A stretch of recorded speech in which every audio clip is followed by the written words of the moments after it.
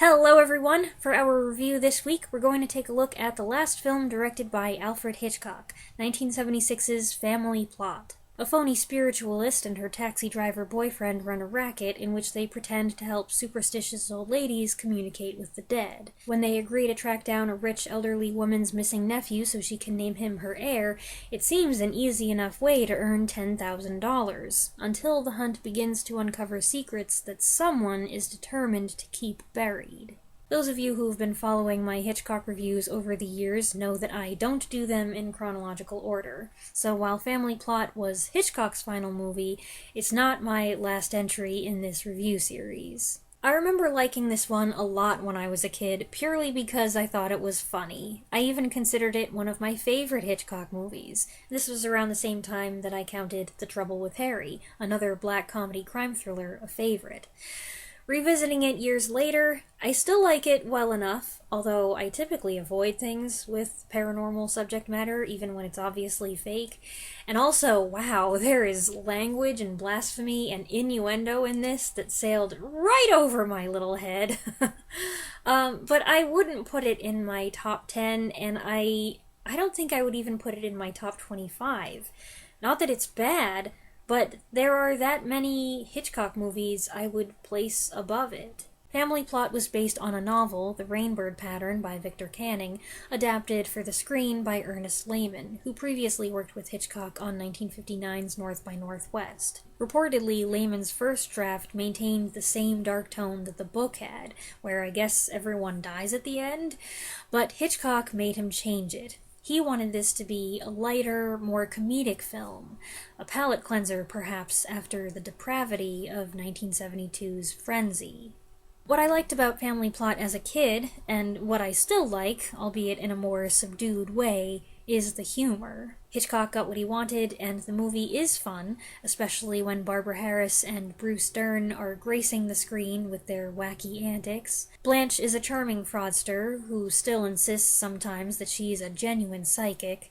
The quirky style that brought Barbara Harris fame on the stage is very evident here, making Blanche a likable protagonist despite her occasional flightiness and questionable ethics. Most impressive is Harris's wide vocal range, which can switch from high, wispy, and frail to deep, raspy, and threatening as she spouts her medium's mumbo-jumbo. Bruce Dern had worked with Hitchcock on TV and in 1964's Marnie.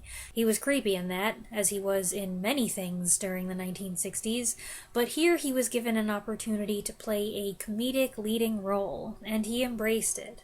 Much of the amusement comes from watching this eccentric couple squabble, argue, and insult each other, but at the end of the day, they're partners. What's unique about Family Plot is that it revolves around two sets of partners in crime, the other pair played by Karen Black and William Devane. Devane plays a jeweler in cahoots with his wife to amass great wealth by abducting important people and demanding diamonds in exchange for their release. Karen Black is actually the top-billed star, and she's almost unrecognizable when she makes her first appearance disguised as a mysterious blonde in a trench coat, hat, and sunglasses.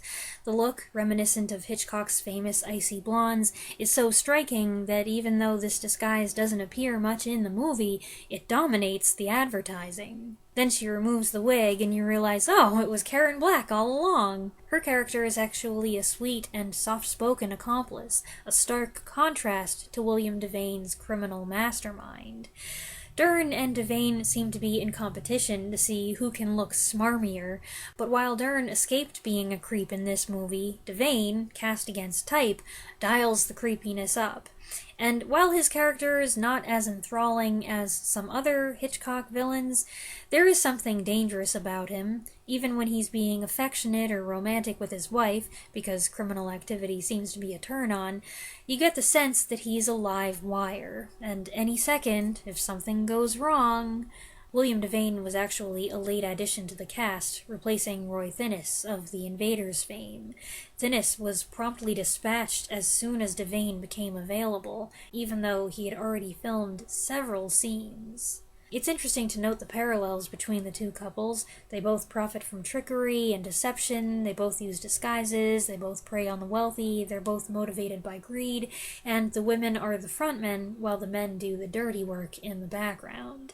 As for the other characters, that's where I started to feel a little let down on this viewing. There are many characters who make brief appearances. They have just one or two scenes, and I would have loved it if the actors had leaned into some minor kooky aspect to distinguish themselves a little bit.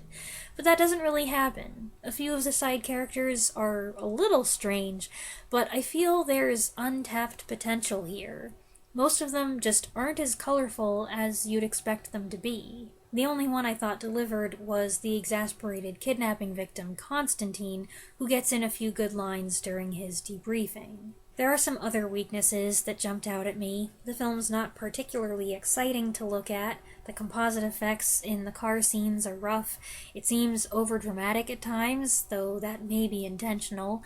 It telegraphs a bit too much, and the way the storylines converge seems obvious. Maybe that's just because I'd seen the movie a few times before, but I barely remembered anything about the story. It's been many years, and when things finally came together, it struck me as kind of flimsy, kind of rushed, and unsatisfying, to the extent I found myself saying, there's not much plot in Family Plot after all. The main title sequence is very short. The only two names it mentions are Alfred Hitchcock and Ernest Lehman, so I didn't know who did the music going into this. But there's a scene where the leads are driving up a mountain road, and listening to the music I suddenly thought, is this John Williams? Because this sounds an awful lot like a certain track from the 1979 Dracula.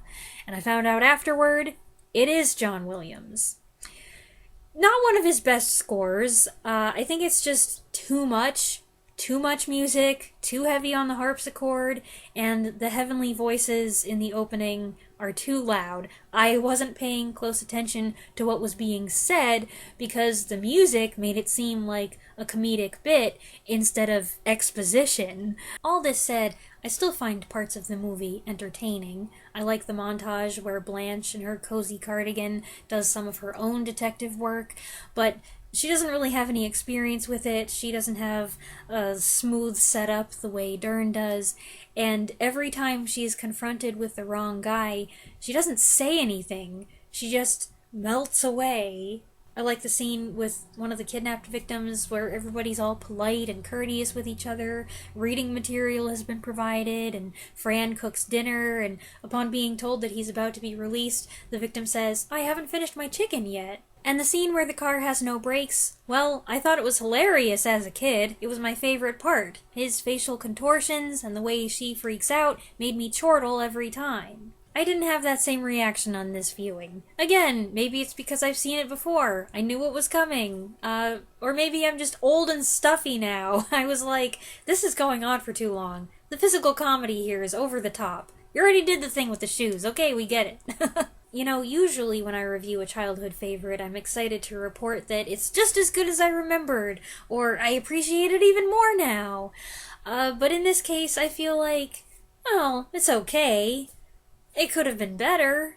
It should be taken into consideration, however, that Hitchcock's health was gradually deteriorating, and considering the number of hospital stays and health scares he suffered while the project, originally titled Deceit, was in development, it's a wonder the film was made at all. Yet while it was an extra challenging production for him as his mobility issues worsened, it wasn't an unhappy one. He enjoyed working with this group of stars, especially hitting it off with Bruce Dern. Dern and Harris give refreshing performances that I think carry the film, and I think much of the humor still works.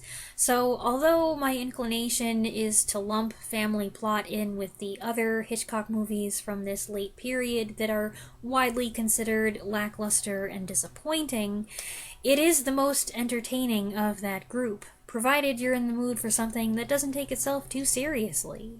I hope you enjoyed this review of Family Plot. I suspect opinions may be divided on this one, so I'd love to hear your thoughts on this movie if you've seen it in the comments below, and I'll be back next weekend with another review. Thanks for watching.